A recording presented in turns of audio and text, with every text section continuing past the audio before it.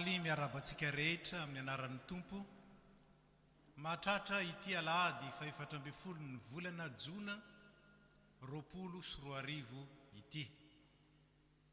Miarabantsika izay manatrika eto, miarabantsika rehetra koa izay manaraka izao fotoam-pivavahana izao amin'ny alalan'ny fifandraisana lavitra. Androany dia misaotra an'Andriamanitra manokana isika fa afaka miverina manatanteraka ny fanompoam-pivavahana mifanatrika, na dia mbola tsy nibe sy ny maro azy no afaka manao izany, nefa dingana iray lehibe ary entsika mbavaka mba hahatonga ny fandaminana rehetra ahafahany be sy ny maro mankalaza ny voninahitr'Andriamanitra sy miaona amin'ny alalan'ny fotoam-pivavahana tahaka izao mifanatrika, nefa koa dia manaja ny toromarika rehetra ara-pahasalamana. Fanekim-pihavanana ao amin'ny fiainana mandrakizay ny nofo sy ny rany Kristy.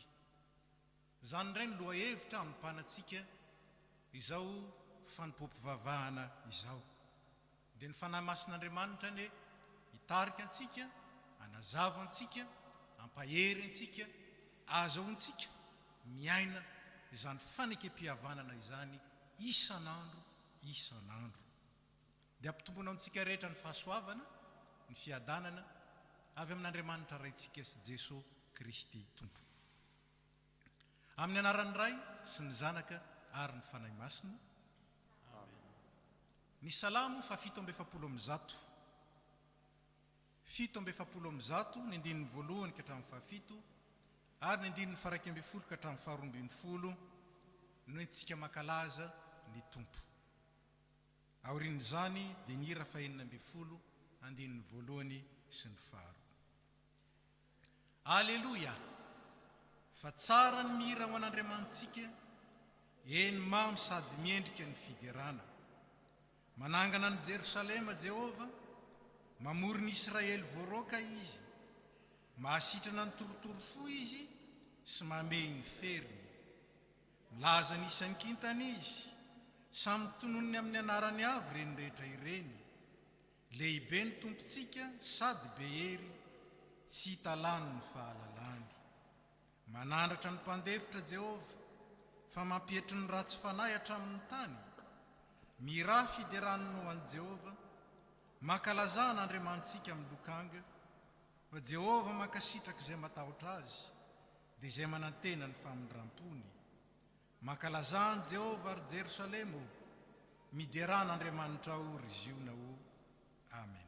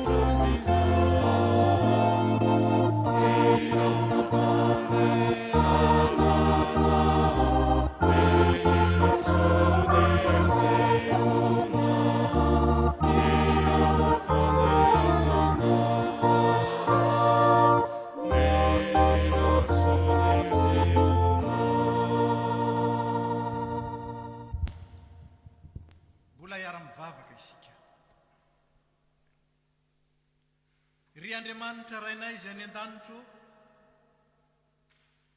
fo feno fisaorana,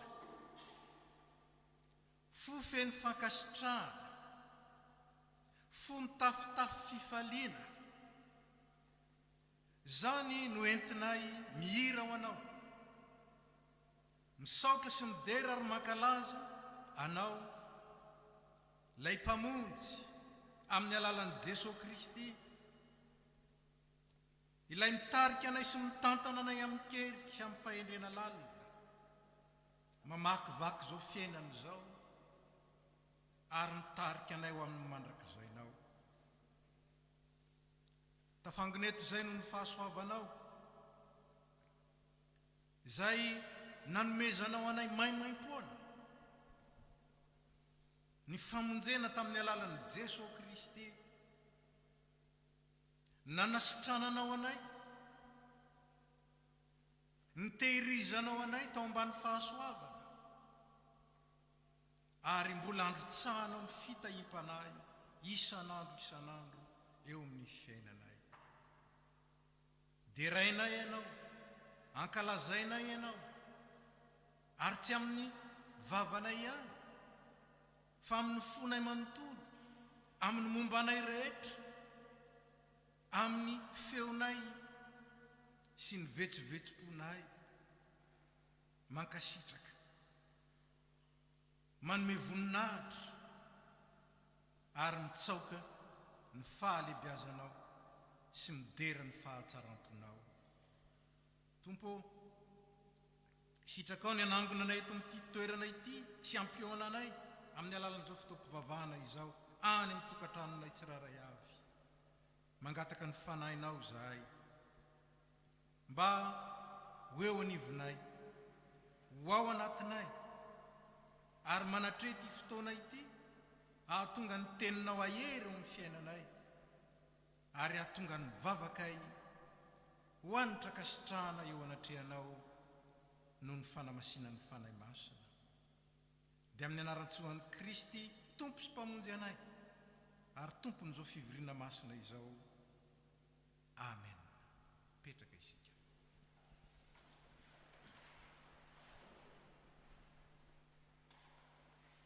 Ry havana eno ampanajana sady ampieritrretana tsara ny teny manambara ny sitrapon'Andriamanitra ho amintsika amin'ity alahady tolakandro ity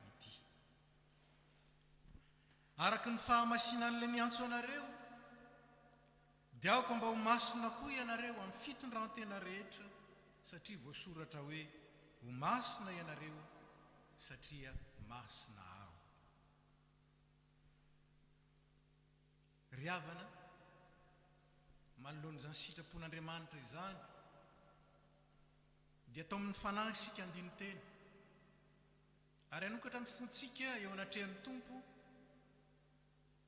azahoany mandinidinika azahoany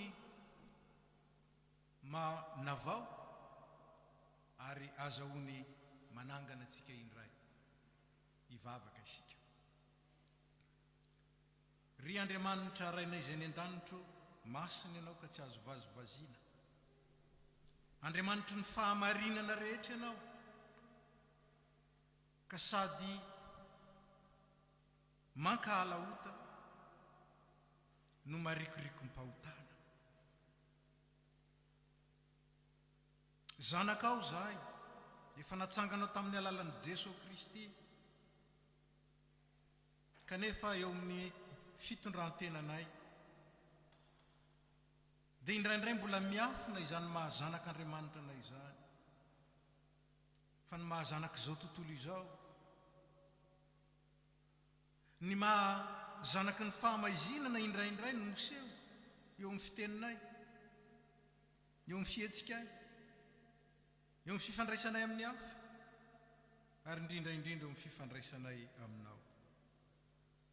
Misaotranao nefa izay fa manavao hatrany hatrany ny famonram-ponao ianao mba azahoanay koa miavao mitombo ary miatsara eo amin'ny fitondrantena masina sy eo amin'ny fijoroana ho vavolombelonao eo anivon'izao tontolo izao. Kondreto izay manatona anao amin'ny mpanetretena miaiky ny fahadisoanay nalala zavatra maro zay fa tsy mba nitandrina, nandreny teninao mandrakarivo zay fa tsy nankatoa, miantso anao hoe tompoko zay kanefa tsy manaja anao ary tsy manatanteraka ny sitraponao. Misaotra anao nefa zay fa tsy tonga hitadiny marina ianao fa nympanota ibebaka, koa dia noho ny vavakay ary raisoa ny fangatanay famindram-po aminao miaraka ny fiangonana. Ranay be famindram-po mitalao aminao zay mamelany elokay, diovy zay ho afa-pahotana, sasao zay mba ho afa-keloka, ary avaozy ny fanainay mba vonoka nompo anao. Ny fitiavan'i Jesosy Kristy zanako mpamonjy anay no angatanay aminao. Amen.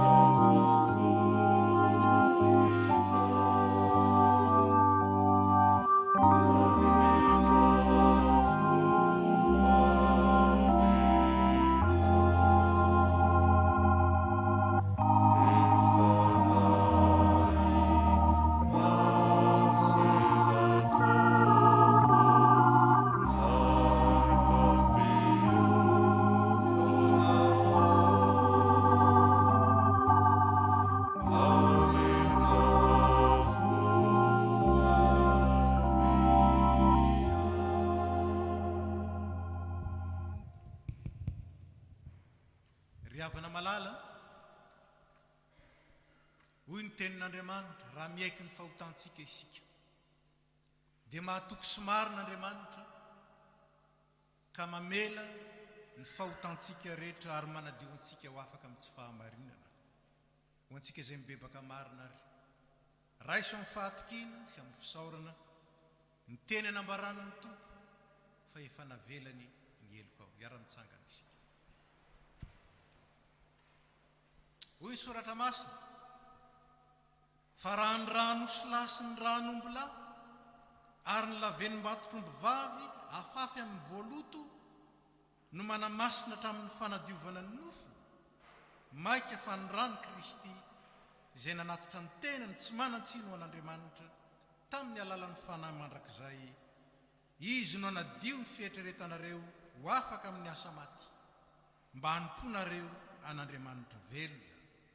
Ko voavelany elokareo noho ny anaran'i Kristy masina, misaoran'ny Tompo. Amen.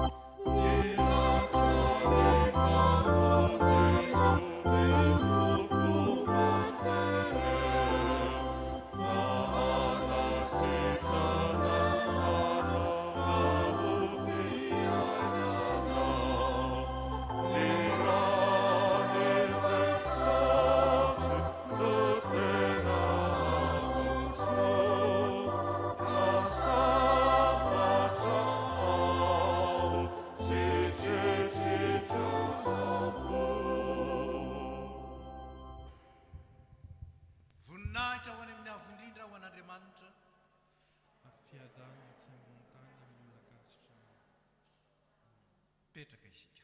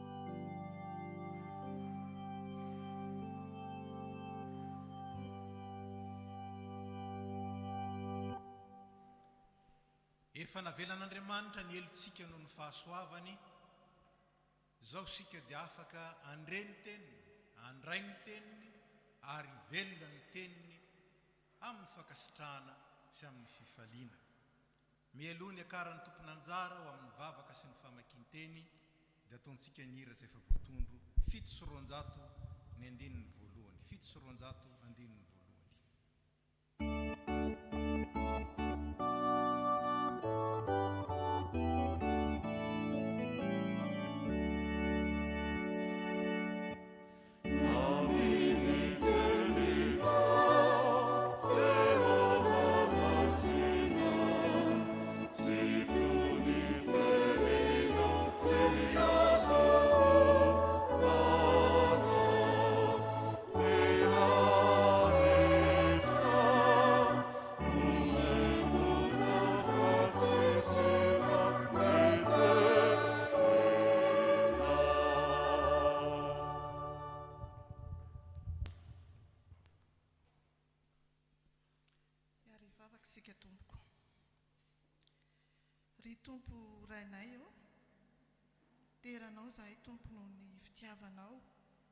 Sy ny famindramponao ka izay navozanao aminay isan'andro ka mbola mahatoy izao anay indray.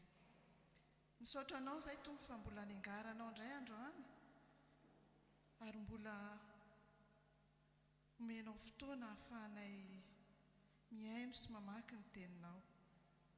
Teninao mantsy Tompo dia ainao anay ary sakafo anay koa, sakafo ivelomanay satria voalazanao fa tsy ny mofo ihany ny iveloman'ny olona fa ny teny rehetra izay lokon'ny vavan'Andriamanitra.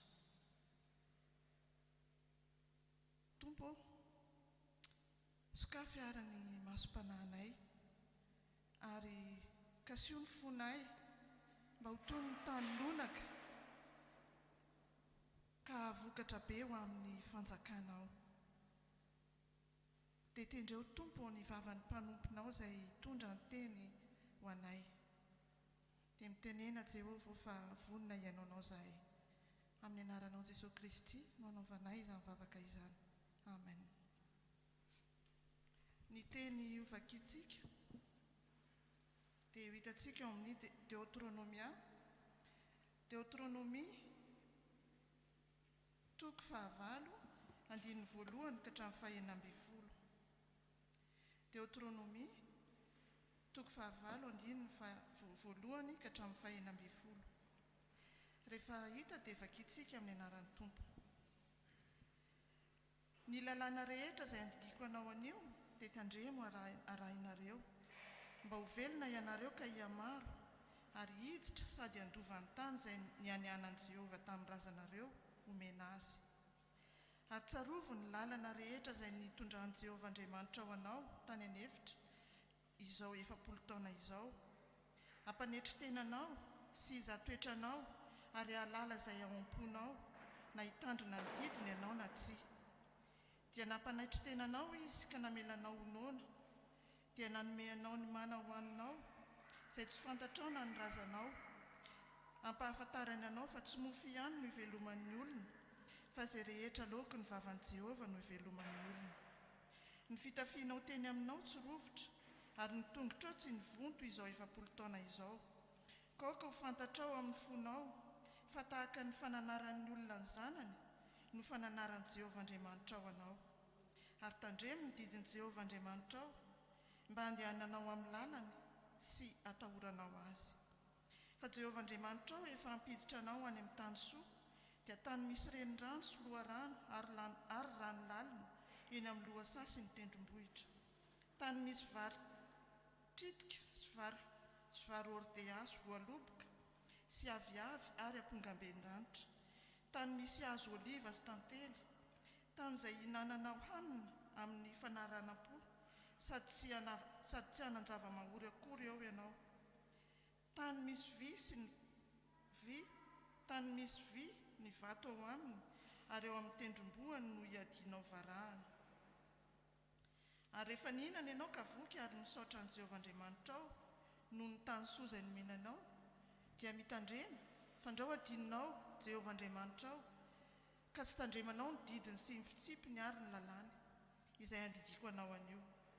Fandrao rehefa nihinana ianao ka voky ary nanao trano tsara ka mitoetra ao, ary mihamaro ny ombinao sy ny ondry amanosinao, ary mitombo koa ny volafotsinao sy ny volamenanao, ary mitombo ny fanananao rehetra, dia hiavinavina ny fonao ka ho adinoinao Jehovah Andriamanitra ao, izay nitondranao nivoaka avy tany amin'ny tany Egipta tamin'ny tranona handevozana, izay nitondranao tany amin'ny efitra lehibe sady matahotra, izay misy menarana afo sy mainka dia ny tany mangetana sy misy rano, ary nampivoaka rano anao avy tamin'ny vatolampy avy vato, izay nomenanao mana hoanina tany anefitra, izay nanomeanao mana hoanina tany anefitra dia zavatra tsy fantatry ny razanao, mba hampanetry tenanao sy izatoetranao ary anisoanao any amparany.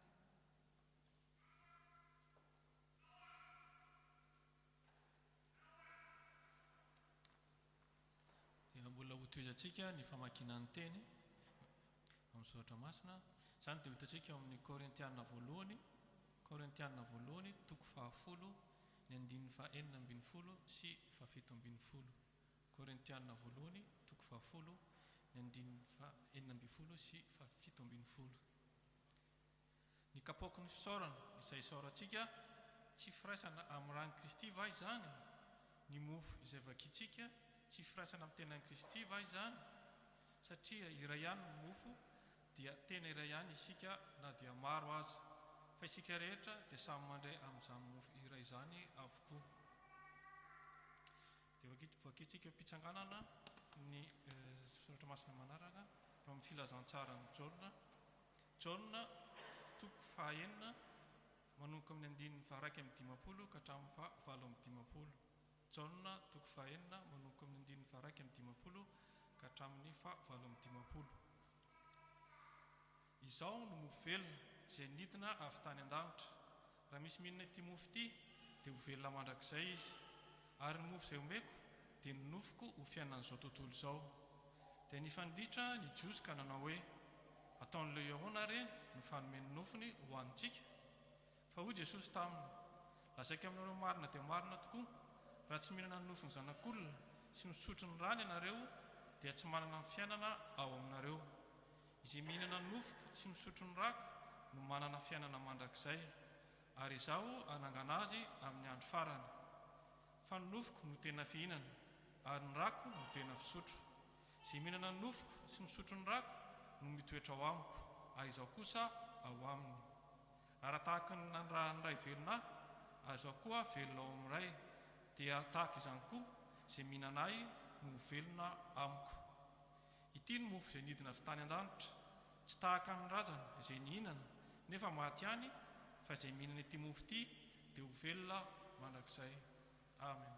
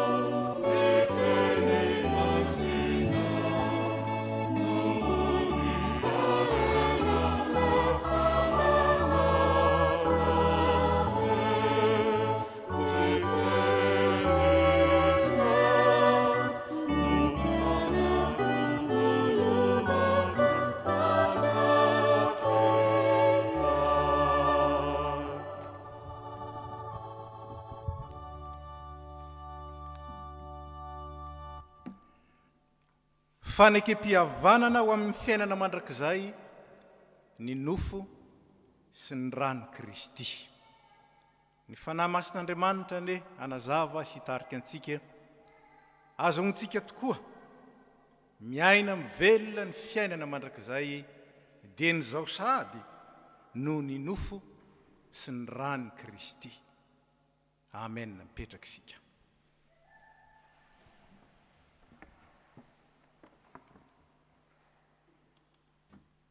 Ny fanekam-pihavanana na alliance de paix, antsoina koa hoe alliance fotsiny amin'izao, adika koa hoe testamenta,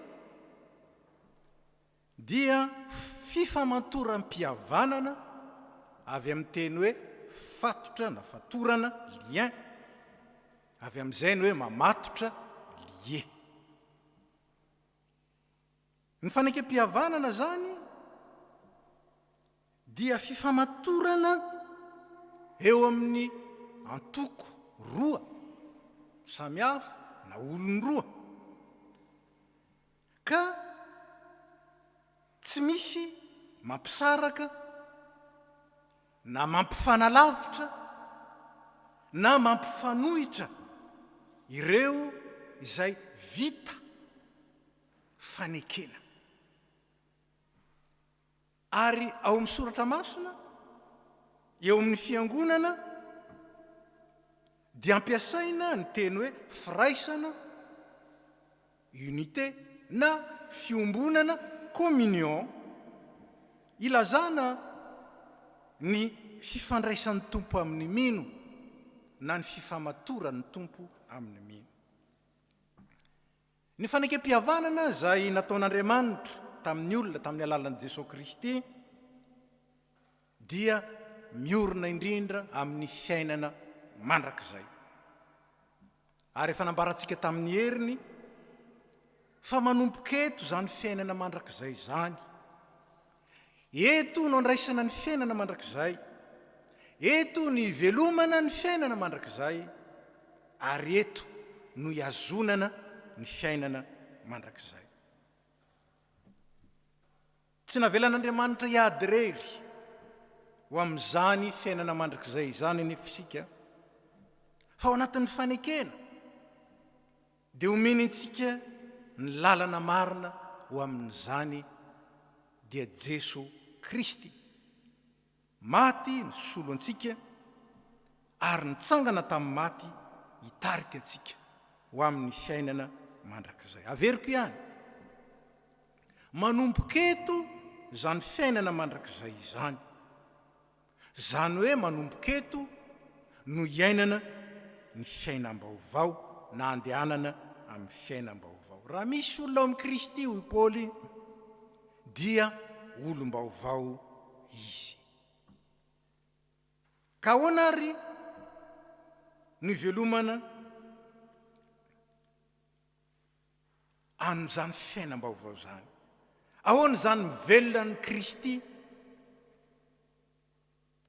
mivelona ny rany sy ny nofony zany?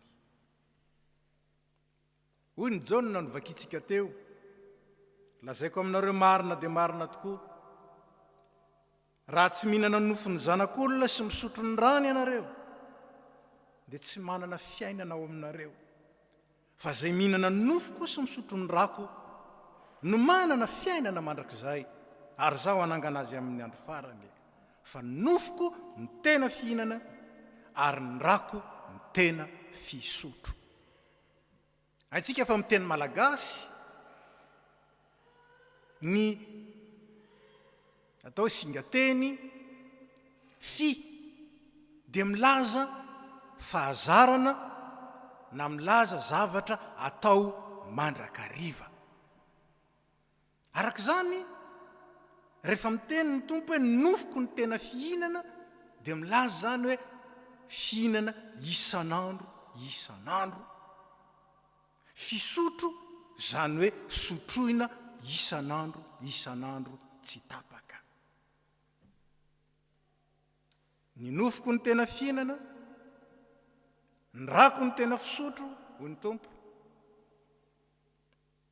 dia ndeha ho jerentsika zany. Ahoana zany misotro ny rany Kristy, mihinana ny nofon'ny Kristy zany? Voalohany, misotro ny rany Kristy. Ao amin'ny testamenta taloha dia voambara fa ao amin'ny rà no misy ny aina. Tatsika amin'ny Deutéronomie 12:17 zany. Ao amin'ny rà no misy ny aina. Ny rany Kristy dia nalatsaka ho vidinaina, aina nasolo ny aina ho ny iratsika. Zany hoe raha tokony ho faty no niotantsika isika, satria niota dia mahafaty, dia ny ainy Kristy, zany hoe ny rany Kristy no nomeny ho takalony ny aintsika, mba hahatonga antsika kosa ho velona fa tsy ho faty. Raha misy olona izay voaheloka ho faty ka nisy nandoa ny saran'izany, dia averina aminy ny ainy. Jesosy Kristy maty, nividy, nandoa ny saran'ny fahotantsika dia ny fahafatesana, mba hahatonga antsika tsy ho faty fa ho velona. Ka dia ny rany Kristy nanatanterahany zany, fa raha tsy misy raha latsaka, hoy ny mpanoratra ny Hebreo, dia tsy misy famelan-keloka. Hebreo 7:12. Io rany Kristy io no ambara fa rano ny fanekena vaovao izay nalatsaka ao antsika ho famelan-keloka. Arak'izany dia olom-bovidy isika, navotan'ny tompo tamin'ny rany mba handova fiainana mandrakizay. Ko na inona mampisaraka, na inona mampifanalavitra, na inona mampifanohitra antsika amin'Andriamanitra, dia tokony hialana, tokony harodana izany, tokony hifonana sy hilaozana, tokony hibebahana. Misy olona mihevitra fa ny soratra masina sy ny tompo dia tsy manao afa-tsy ny miapanga sy mitsara ny olona noho ny fahotana. Marina fa tondroiny Baiboly ny fahotana,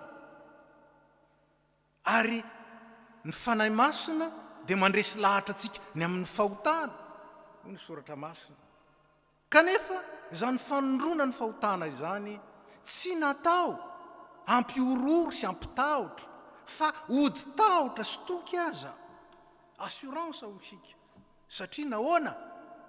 Satria noho ny fahamarinan'Andriamanitra dia nataony zany mba hamerina antsika ho amin'ny lala marina, hamerina antsika ho amin'ny fiainana. Fa izay ny tena sosia n'Andriamanitra. Ko ny fibebahana dia tena lalana omen'Andriamanitra, ary ny antso amin'ny fibebahana dia ody tahotra sady toky fa tsy fampiororona. Ary zao no nambaran'ny Paoly azy: aza manahy na inona na inona, fa aoka ny fivavahana sy ny fifonana no entinareo manambara ny fangatanareo amin'Andriamanitra amin'ny zavatra rehetra. Aza matahotra fa ndana mifona, iekeo dia hoy izy manohy azy, ary ny fiadanan'Andriamanitra izay manoatra noho ny fahalalana rehetra hiaro ny fonareo sy ny hevitrareo ao amin'ny Kristy Jesosy. Fibebahana loharano ny fiadanana.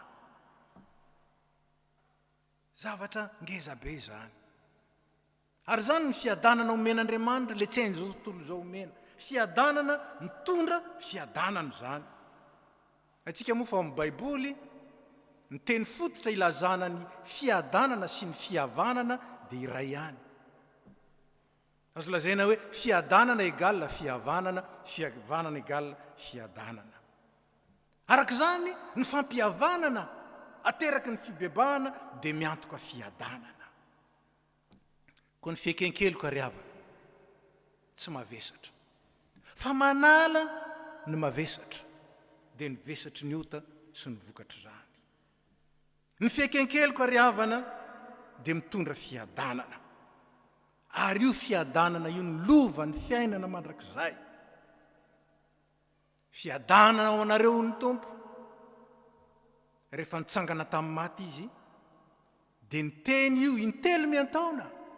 Fiadanana ho anareo ilay nitsangana tamin'ny maty, manokatra ny varavaran'ny lanitra ho antsika, manokatra ny lalan'ny fiainana mandrakizay ho antsika. Izy no miteny ary mizara amintsika fiadanana ho anareo.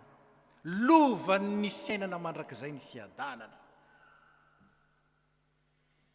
Koa ny rany Kristy, io ny manome sy miazona ny fiainana mandrakizay ho antsika. Ny rany Kristy ny manome sy miazona ny fiainana mandrakizay ho antsika, koa dia sahi manatona azy, sahi miaiky ny fahalemena sy ny fahotana. Fa Andriamanitra manohitra ny miavonavona, fa manome fahasoavana ho an'ny manetry tena kosa. Ka dia hoy Jakoba, koa dia maneke an'Andriamanitra ianareo, manoherany devoly dia andositra anareo izy, manatona an'Andriamanitra dia anatona anareo izy, diovo ny tananareo ary ataovy madio ny fonareo. Fa raha ohatra kosa ka hoy isika hoe tsy manana ota isika, dia azontsika ao anatitsika ny ota, dia mamita tena isika, ny marina tsy ao anatitsika. Fa raha meky ny fahotantsika kosa isika, matoky somarina izy, nolazaintsika teo zany, mamela ny fahotantsika. Ry havana, ampy ny rany Kristy, mahery ny rany Kristy, lova tsara ho antsika ny rany Kristy, manome sy miazona ny fiainana mandrakizay ho antsika. Ny rany Kristy antoka zay mampiditra atsika sy miazona atsika ho amin'ny fiainana mandrakizay. Faharoa, ahoana indray no atao hoe mihinana ny nofon'ny Kristy. Jesosy Kristy no lay teny tonga nofo ka nonona tamintsika. Ary ambaran'ny tompo fa tsy mofo ihany no iveloman'ny olona, fa ny teny rehetra zay aloko ny vavan'Andriamanitra, izany no iveloman'ny olona. Deutéronomie 4:7, Matthieu 4:4. Aintsika fa raha manome herin-kanina na nutriment ho amin'ny nofontsika, ny sakafo zay ho antsika, ny mofo zany, manome reo ataontsika herin-kanina, dia loharano hanovozana ny herin-kanina ho an'ny fanahy ny tenin'Andriamanitra. Loharano hanovozana nutriment ho an'ny fanahintsika ny tenin'Andriamanitra. Aintsika fa rehefa ratsy sakafo ny olona, dia sozanina, marefo, malemy sady morandairana-retina, zany no heviny. Dia tahaka izany ny olona zara fa mihinana ny tenin'Andriamanitra, zany hoe zara fa miaino sy mankatoa. Ny olona tahaka izany dia osara-panahy, mora azon'ny ota ary mora lavo manoloana ny fitsapana. Ny tenin'Andriamanitra fanovozana hery, fanovozana aina ho an'ny fanahy. Ary fantatsika fa ny olona tsy misakafo dia maty ny hafarany. Dia tahaka izany ny olona zay tsy mihinana ny tenin'Andriamanitra. Misy ihany manko miaino fa tsy mankatoa, ary misy moa dia tsy miaino mihitsy. hoy ny Deutéronomie 9 izay nivakiana tamintsika teo. Ny lalàna rehetra izay andiko anao anio dia tandremo arahinao mba ho velona ianao. Ny sitrapon'Andriamanitra, ny tenin'Andriamanitra izay tonga nofo tao amin'ny Kristy dia fahavelomana, mitondra fahavelomana loharan'ny-pahavelomana. Ny tenin'Andriamanitra mahavelona ary ny tsy fananana ny tenin'Andriamanitra mahafaty. Dia hoy ihany Deutéronomie io ao amin'ny 9:9, ary tandremo ny didin'i Jehovah Andriamanitra ao mba handehananao amin'ny lalany sy atahoranao azy. Tsy natao enontsika fotsiny ny tenin'Andriamanitra, fa tandremana sy arahina tsara. Dia hoy ny vavaka nampianarin'ny Tompo, omeo anay anio ny hanina sahaza ho anay. Lazaina ny fomba hafa dia hoe omeo anay isan'andro ny hanina tokony ho anay isan'andro. Ary satria tsy mofo ihany ny veloman'ny olona, fa ny teny rehetra lokon'ny vavan'Andriamanitra, raha tsy misakafo isan'andro isika dia marary sozanina na maty mihitsy aza. Ary ny sakafo ara-nofo fa ny sakafo ara-panahy koa no ambara amin'izany. Raha tsy misakafo mihinana ny tenin'Andriamanitra, raha tsy mandray ny nofon'ny Kristy isan'andro tsika dia mora mirona amin'ny ota, ho malemy ara-panahy ary mety ho faty ara-panahy mihitsy aza. Fa ny fiainana mandrakizay izay omen'Andriamanitra atsika dia azoniny sy arovany amin'ny alalan'ny teniny. Ny teniny izay omeny antsika isan'andro. Omeo anay anio ny hanina sahaza ho an'ny fanahinay isan'andro. Koa ny tenin'Andriamanitra dia mitahiry antsika ao amin'ny fiainana mandrakizay. Tsy nomeny fotsiny io, tsy nazoniny fotsiny io tamin'ny alalan'ny rano Kristy, fa tehiriziny ho antsika amin'ny alalan'ny teniny. Fatatsika moa fa ny kisoa izay efa nisasa dia miverina amin'ny loto izay efa nanasana azy ihany, miverina amin'ny fotaka. Dia tahaka izany ny olon'Andriamanitra, ny zanak'Andriamanitra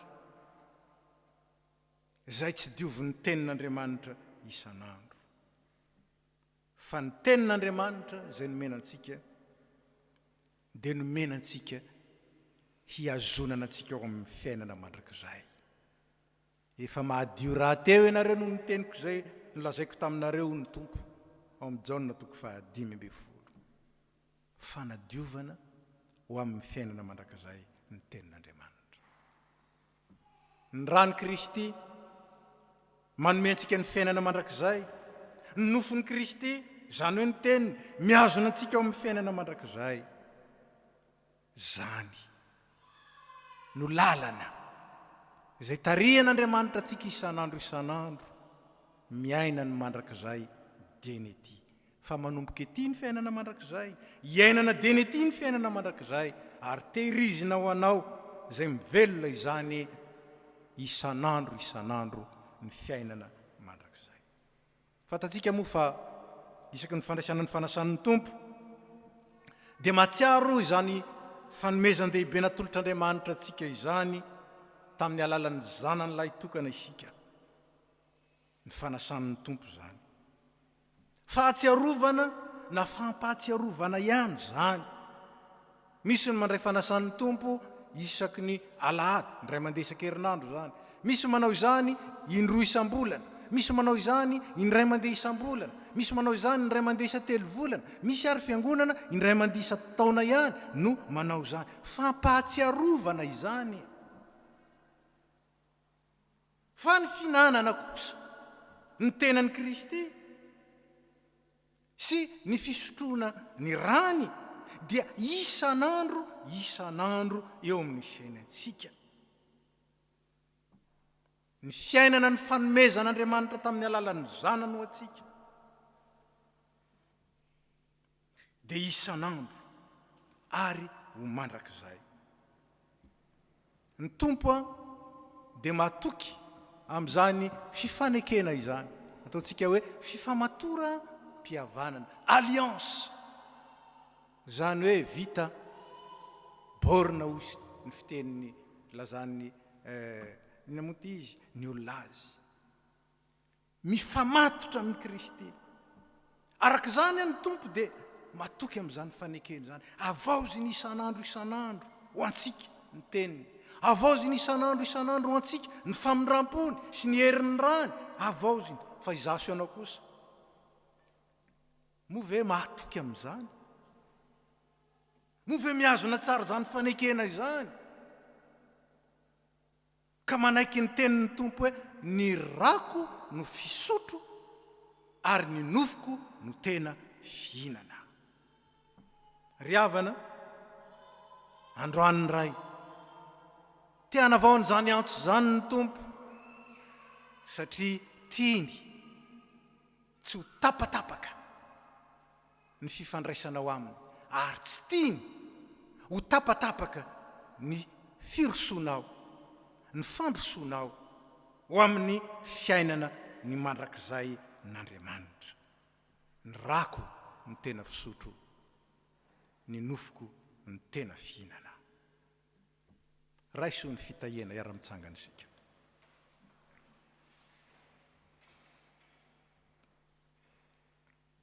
Ho aminareo rehetra ny fahasoavan'i Jesosy Kristy tompo, ny fitiavan'Andriamanitra ray ary ny firaisana amin'ny fanahy masina ampahery ianareo ka azahoanareo mihazona ny tompo amin'ny fihinanana ny nofony dia ny teniny isan'andro ary ny fisotroanareo ny rany dia ny velomanareo ny fahamasinana isan'andro ka dia hizotra ho amin'ny lalan'ny fiainana mandrakizay isan'andro ianareo. Matoky ilay ny antso anareo, izy ahatanteraka izany ho an'izay matoky azy. Amen. Petraka isika.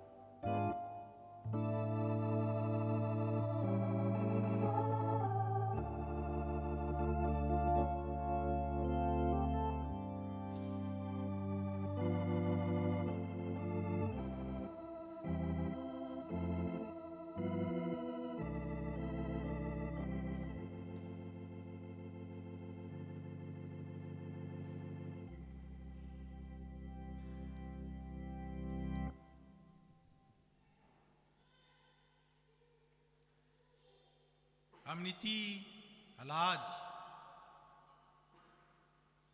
fa 14 ny volana Jona ity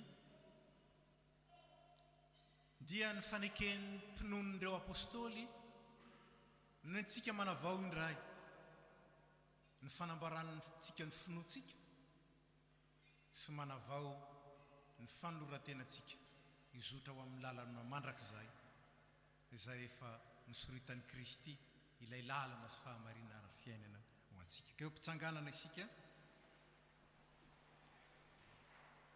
manambara ny finoantsika ny Jesosy Kristy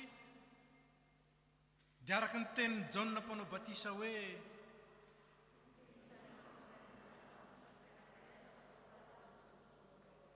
sy araka ny teny nataon'ny Andrea hoe efa nahitany Mesia izahay.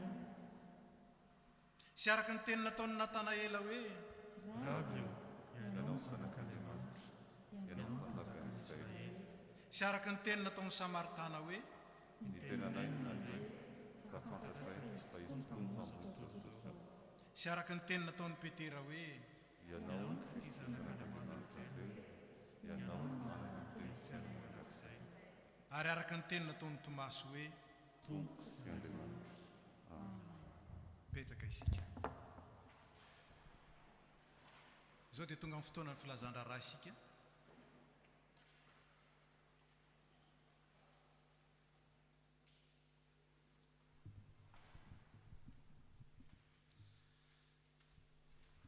Ry havana malala amin'ny tompo, misaotra an'Andriamanitra lehibe tsika noho ny fitiavany sy ny fitahiny fa manomboka ny fanompoam-pivavahana amin'ny fanatrika araka ny fandaharan'ny tompo sy ny fandaharan'ny fiangonana. Zava-dehibe zany ary fahasoavana ka tokony ny raisintsika ampitiavana na dia mbola eo aza ny fepetra isan-karazany tsy maintsy arahana noho ny fitandrovana ny fahasalamantsika dia inona fa zanak'Andriamanitra feno fitiavana isika ary manaky ampitiavana ny fandaminana. Hatramin'izao aloha zany dia mbola ato amin'ny temple du Salin isika no miangona amin'ny 3 ora tolakandro mandra-pahavitan'ny fanamboarana ao amin'ny vieux temple. Misaotra an'Andriamanitra tsika nandritran'izay 3 volana tsy ny fankahitana izay nitahiny atsika tsiraray avy narovany tamin'ny aretina ary nafahantsika kosa nefa nandray ny tenin'Andriamanitra, nianatra ny tenin'Andriamanitra sy niaina izany tamin'ny alalan'ny fanompoam-pivavahana marobe izay notanterahana tamin'ny alalan'ny YouTube. Ko misaotra an'Andriamanitra isika ny amin'izany. Misaotra ny teknisianina ny fiangonana rehetra niara-ny sala nahafahana nanao izany. Ary mbola misaotra koa antsika rehetra amin'izao ezaka vaovao sy dingana vaovao lalovantsika izao fa noho ny fepetra dia mbola misy fandaminana araka ny hitanareo zany iandreketan'ny teknisianina manokana ahafahana manohy ny fandefasana ny fanompoam-pivavahana amin'ny alalan'ny YouTube miaraka amin'ny eto am-piangonana. Andriamanitra tsy miova omaly sy anio ary mandrakizay. Tsy miova izy talohan'ny coronavirus, tsy miova izy nandritra ny coronavirus ary mbola tsy hiova koa izy ao aorianan'ny coronavirus. Izany no mahavelom-panantenana antsika ry havana malala ka ny afatra araka ny lazan'ny mpitandrina teo ary mbola ao amafisina dia aingany antsika ahiaina ny tenin'Andriamanitra izay loharanom-pitahiana sy loharanom-piadanana eo amin'ny fiainantsika raha mbola amakivaky ny andro omeny tompo antsika indray. Dia ho an'Andriamanitra ny voninahitra.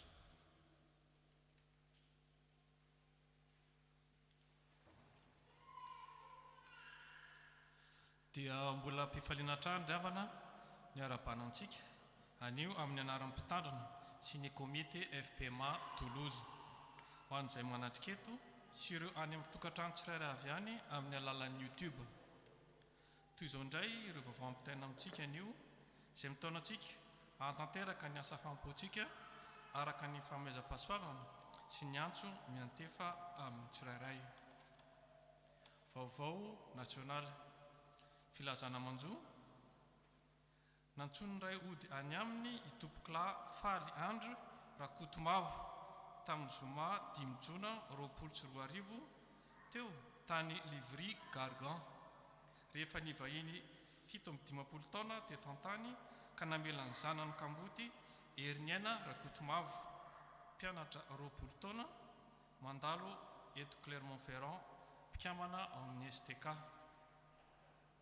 Mikasa ny ampodiny razana any an-tanindrazana Heriniana koa mangataka fanampiana amintsika ahafahany manatanteraka izany. Ho an'izay maniry ny andray anjara amin'izany dia misy cagnotte nosokafana. Hitantsika ao amin'ny vidéoprojecteur izany ao amin'ny roiletchi.com. Misaotra anareo sahady ny amin'izay rehetra ataonareo. Manonona aminareo ny fiadanan'ny tompo amin'ny anaran'ny komity ho ny filoha Muriel Andria Tsileferintsua. Fanasana zakabe sampana vehivavy kristiana iraisana sampana lehilahy kristiana iraisana. Fa manana izao rakitra izao amin'ny vilany tany izahay mba ho an'Andriamanitra ny alehibean'ny hery fa tsy ho aminay. Korintiana 2:4-7. Mifarana amin'ny 20 Jolay ny fisoratana anarana ko azonareo atonina ny filohan'ireo sampana roa ireo. Fianombe faharoan'ny SVKI sy ny SLKI ity ka manantenantsika ho tonga marobe. Fiofanana sy fitoam-bavaka. Mitohy ny fiofanana SAP KNPL, Soritr'asa am-piangonana, Komity Nasionaly Projet Laïka, isan-kalaroby amin'ny 7 alina amin'ny alalan'ny Konfkol. Izany dia fiofanana sy fampianaram-pinoana natao ho an'ny vahoaka ny FPM Manontolo ko entany isika eto Toulouse anaraka izany. Mikasika ny fotoan'ny fitoam-bavaka nasionaly amin'ny 4 ora sy amin'ny 7 ariva isan'andro dia atsika jerena ao amin'ny tranokala fpma.church.news ny vaovao rehetra. Manantenantsika anaraka izany hatrany. Vaovao tafo rakim-pisaorana. Isaotra ny Jehovah lalandava aho eo am-bavaka mandrakariva ny fiderana azy. Olona iray tsy mitonona anarana nanome rakim-pisaorana 200 € ho an'ny fiangonana. Rakim-pisaorana faharoa. Nataony Davida misaoran'i Jehovah ry fanahiko ary izay rehetra atao anatiko misaora ny anarany masina. Misaoran'i Jehovah ry fanahiko ary aza misy adinonao ny fitahiany rehetra. Izay mamela ny elokao rehetra, izay manasitrana ny aretinao rehetra. Mamindra fo sy miantra Jehovah, maro-po sady be famindrapo, tsy mandaty mandrakariva izy na mitahiry fahatezerana mandrakizay. Tsy mba manao amintsika araka ny fahotatsika izy na mamaly antsika araka ny helintsika. Fa tahaka ny avy ny lanitra ambonin'ny tany no habe ny famindrapony amin'izay matahotra azy. Mpivady nanolotra voady 75 € ho an'ny fiangonana. Rakim-pisaorana fahatelo. Fa ny fahasoavan'Andriamanitra natoy izao ahy ary tsy foana ny fahasoavany ato amiko. Fa efa miasa fatratra mihoatra noho izy rehetra aho, nefa tsy izao fa ny fahasoavan'Andriamanitra no niara-niasa tamiko. Fianakaviana iray tsy mitonona anarana nanao rakim-pisaorana 250 € atolotra ho amin'ny trano fiangonana. Nangataka hira fanampy fa 420 Jesosy reharehako. Filazana manjo amin'ny finoana sy ny fanantenana fitsanganan'ny tena amin'ny maty no ampandrenesanay anareo fa ny malalanay Razafindrarojo ary ny aina Adonisy izay fantatra anarana hoe Nini dia nantsonin'iray nody any aminy ny sabotsy 9 Jona 2020 rehefa nivahiny 450 taona tety an-tany. Ony ray tapo aminy Randrianaivo Mahery ary ny aina Aja na Keke sy Anta ary ny zanany Aro. Famangina manjo.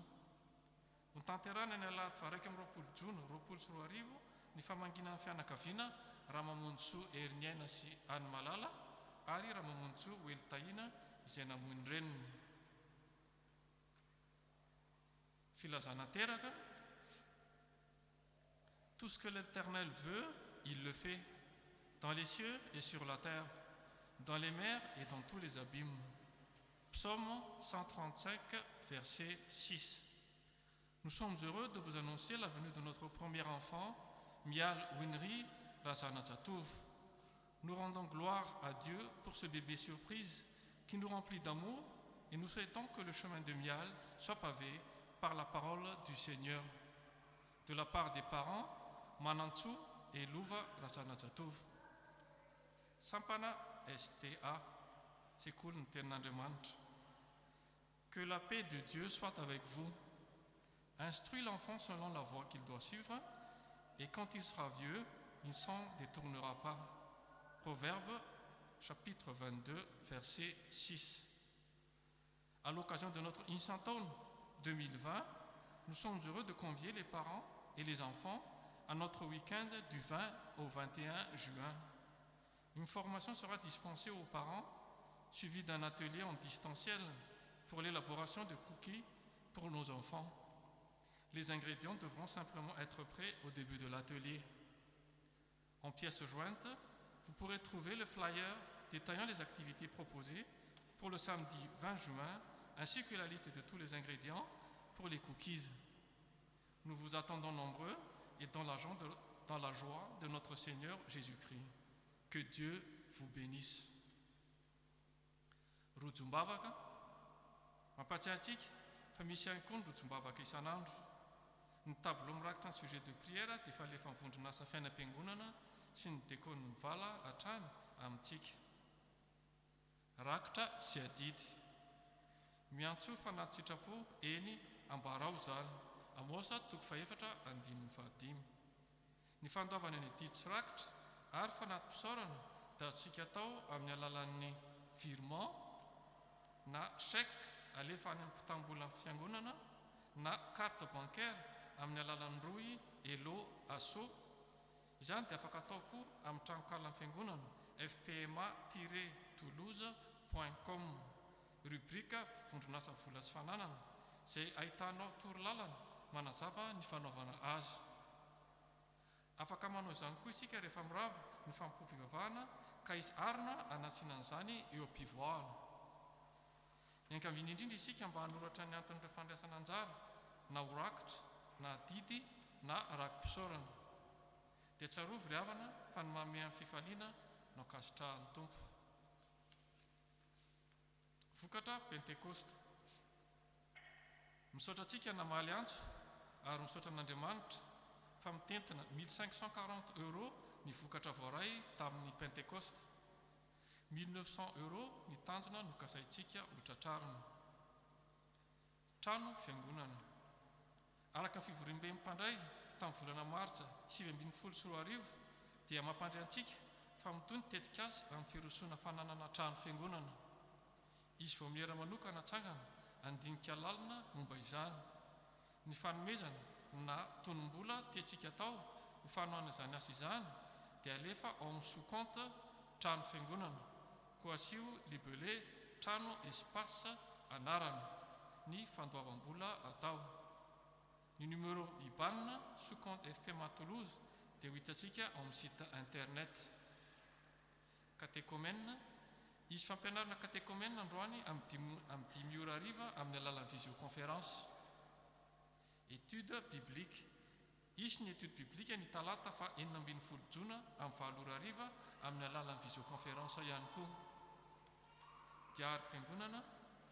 Ny FANOMPOAM-PIVAVAHANA manaraka dia amin'ny Alahady 2 Jona 20 ao amin'ny Temple du Salin ho an'izay soratra anarana ary direct amin'ny YouTube ho an'ny hafa manomboka amin'ny 3 ora tolakandro. Ny FANOMPOAM-PIVAVAHANA amin'ny Alahady 20 Jona 20 dia arahana amin'ny fiangonana rahavavy katolika FKMT eto amin'ny Temple du Salin ihany. Misaotra an'Andriamanitra fa feo 80 taona no nahazo antsika ny fahaleovantena. Koa hitondram-bavaka amin'ny Madagasikara isika amin'izany. Ny voninahitra ho an'Andriamanitra irery ihany.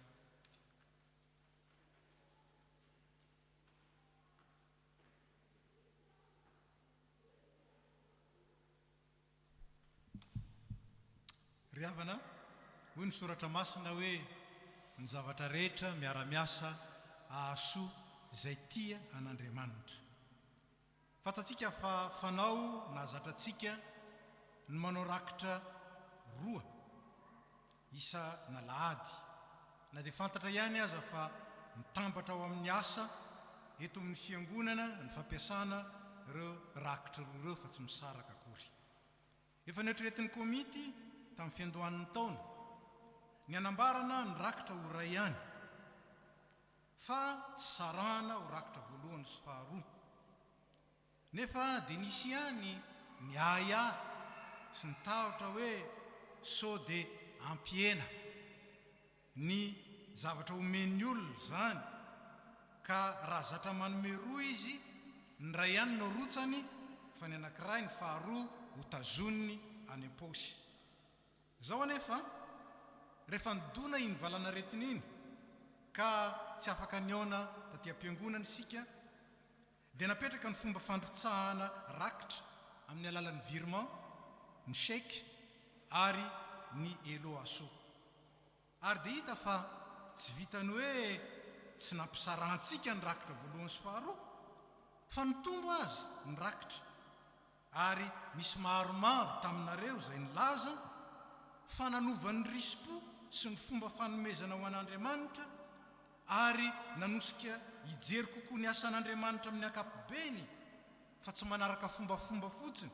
zany hoe satria misy manaty rakitra dia tsy maintsy mandrotsaka nanova ny fijery iny fandrotsahana rakitra nandritra ny confinement iny koa nanapa-kevitra ny komity fa manomboka izao dia atambatra ho rakitra iray ihany ny rakitra isana Alahady fa tsy rakitra voalohany sy faharoa nitsony nefa dia amporisihany sika ampiseho fa tsy marina lay aya zay mety tao aminay hoe mety hiena ny rakitra raha foanana ny rakitra faharoa fa mba ampiseho kosa sika fa tena marina le tenin'Andriamanitra zay nambary etsy ambony hoe ny zavatra rehetra miara-miasa ahasoa izay tian'Andriamanitra koa dia inonay marimarina fa tsy ampiena ny fitiavantsika ny tompo sy ny fanoloran-tenantsika andray anjara arabola amin'ny fampandrosoana ny asan'ny tompo eo amin'ny fiangonana izao fanenana ny isan'ny rakitra ho tokana izao fa vao mainka azy ampirisika atsika ka dia nisaorana ny tompo tamin'ny fandraisanareo anjara mavitrika ary ankasitrahana anareo indrindro zany ary mbola amporisihana anareo noho ny fitiavanareo ny tompo mbola hitombo hatrany izany koa antsika izay mandrotsaka rakitra etsy amin'ny fivoahana rehefa mirava dia rakitra iray ihany narotsatsika raha nanomana roa ianao dia arotsay ao dolo izy roa fa tsy tanana akory ny anankiray ary ho an'izay mbola te hanohy andoha amin'ny alalan'ny virement amin'ny alalan'ny elo aso na amin'ny alalan'ny fandefasana chèque dia afaka manao zany ihany isika na dia isika izay manatrika eto azy dia tsarovy ry havana fa izay manome an-tsitrapo zany hoe amin'ny fifaliana no ankasitrahan'Andriamanitra ary mahefabe mandrakariva amin'ny asan'ny tompo satria fantatrareo fa tsy foana tsy akory ny fikelezanareo aina ao amin'ny tompo amen farany dia fanaontsika ny miarahaba ny vahiny zay sendra mandalo mamangy antsika na zao voatonga manatrika izao fotoam-pivavahana izao ka raha misy amintsika ao anatin'izany voatonga eto na mivahiny na hitoetra dia angatahana hitsangana arabaina amin'ny anaran'ny fiangonana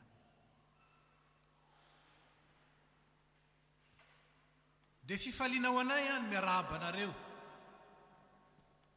ary indrindraindrindra misaotra sy makasitraka anareo tsy ny salasala ny araka taminay teto ny tavan'ny rahalahy no mandranitra ny tavan'ny rahalahy noho izany ny fanatrehanareo sy ny fiombonanareo taminay teto dia naporisika anay bebe kokoa ary indrindraindrindra ny feonareo ny araka tamin'ny feonay ny fanatrehanareo ny ampy ny fanatrehanay dia hery lehibe ho anay amin'ny fanatanterana zao fanompoam-pivavahana izao koa dia mitsodrano anareo zahay Andriamanitra ray zanaka fanay masina zay fantantana dianareo ahatanteraka soa ny antony natongavanareo eto ary mbola hitantana anareo na aiza na hitoetra ianareo na handeha dia ny fahasoavan'i Jesosy Kristy ny fitiavan'Andriamanitra ray ary ny firaisana amin'ny fanahy masina omba anareo ary hatanteraka anareo amin'ny tsara rehetra ary tsarovy fa na oviana no mitoetra eto ianareo na mandalo eto misy toerana ho anareo eto amin'ny FPMA Toulouse dia misaotra indrindra tompoko mahazo mipetraka ianareo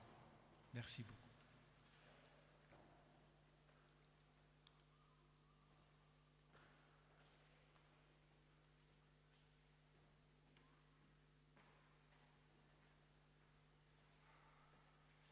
mbola araka bombavaka asika tompoko. Endriko tompo Andriamanitra io misaotra anao zahay na dia nioboka zay tompo nandritra ny volana vitsivitsy dia te foana ianao namangy anay isan-tokantrano tamin'ny alalan'ny fitombavaka tamin'ny anao manjery isan-karazany. Ankehitriko tompo nitarianao zahay mba hiverina indray ato amin'ny tempolinao mba hidera sy hankalaza ny anaranao. Entiko tompo noho ny fandaminana betsaka ny namanay tsy afaka mamonjy zao, nefa inony marimarina tompo fa manatrika azy reniko tompo any an-tokantrano ianao, mampahery azy amin'ny alalan'ny teninao, dia isaoranao betsaka izany tompo, satria no tantaranao amindraniko tompo ny famindramponao, ny fahasoavanao na zao no tompo nandre ny teny soa avy aminao. Indrindra tompo ny nampandrenesanay naneranao anay tompo ny tia hihinana ny mofonao sy ny ranao koa, satria fanakem-pihavahana na omenao anay izany. Ankehitriny tompo mahatsaro am-bavaka manokana zahay ho an'ireo mbola tsy salama amin'izao fotoana izao, na vokatry ny aretina Covid-19 zany tompo, na vokatry ny aretina maro samihafa. Vangeo amin'ny fona fenoanitra izy ireny tompo ampahirizo, omeo fanasitranana satria anao tompo no dokotera tapitrohatra. Tondram-bavaka ihany koa tompo ireo mpitsabo izay mbola miasa mafy amin'izao fotoana izao mba hanasitrana ireo marary.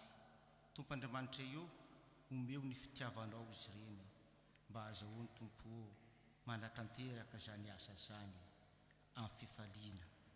Irezany donam-pahoriana koa ny tompo dia mitondra azy ireo am-bavaka zahay mba ianao zay raha ny fampiononana no hitsidika azy ireo tsirairay avy hanome fampahirizana ho azy ireo. Mahatsaro manokana koa zay tompo ireo nahazo fahasoavana.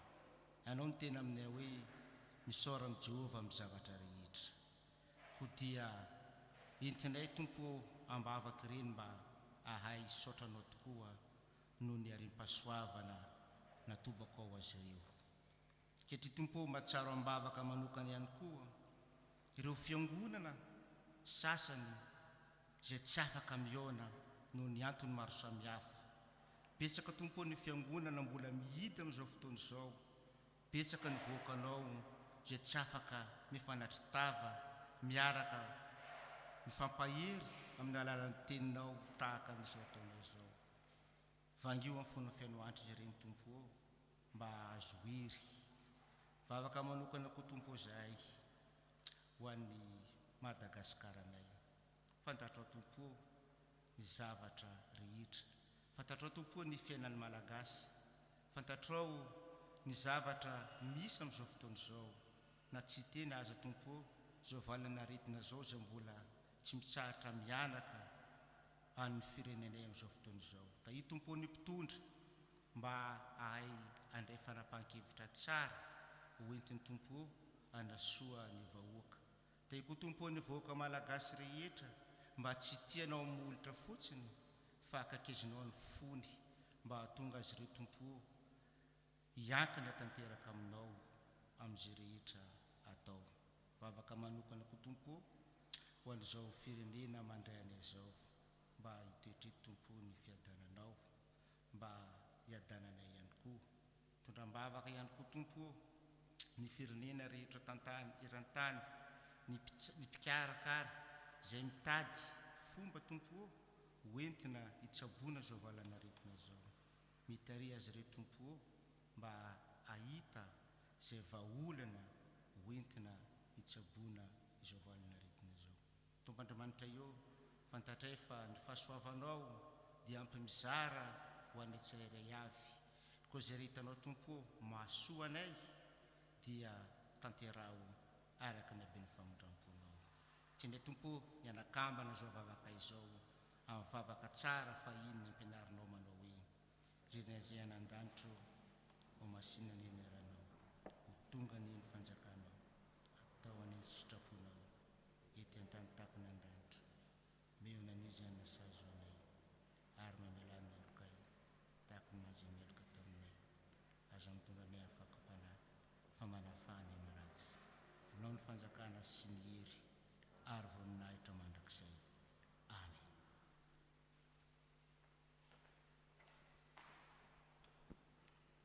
Mamarana izao fotoana izao isika, mialoha ny afatra sy ny tsodrano dia ataontsika mpitsanganana ny hira faharoa amin'ny telopolo sy telonjato ny andininy voalohany sy faharoa, ary aoriana ny tsodrano ny hira faraiky amin'ny fitopolo sy efajato ny andininy faharoa.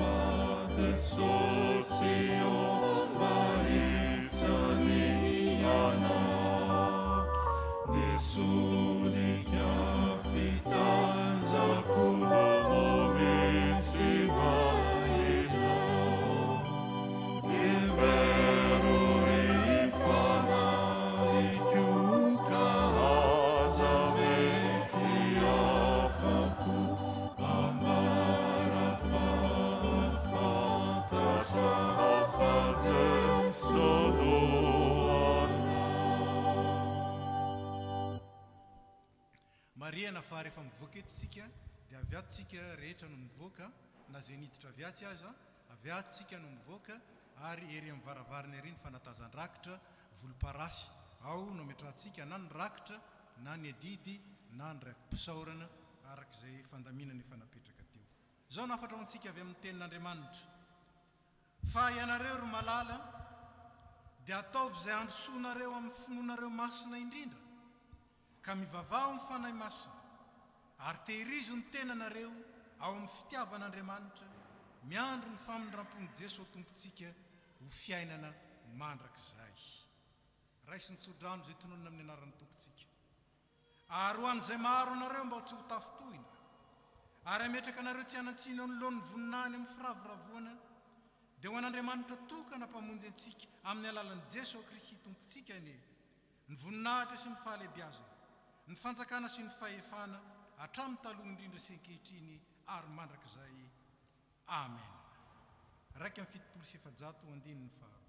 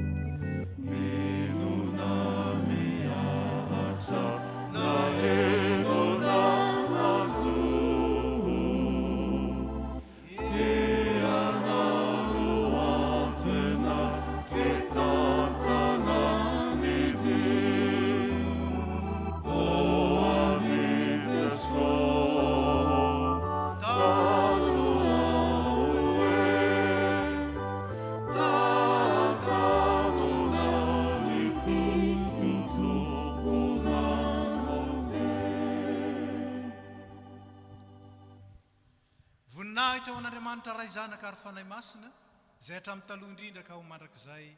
Amen. Mandehana amin'ny fiadanana ka manompo ny tompo. Isaona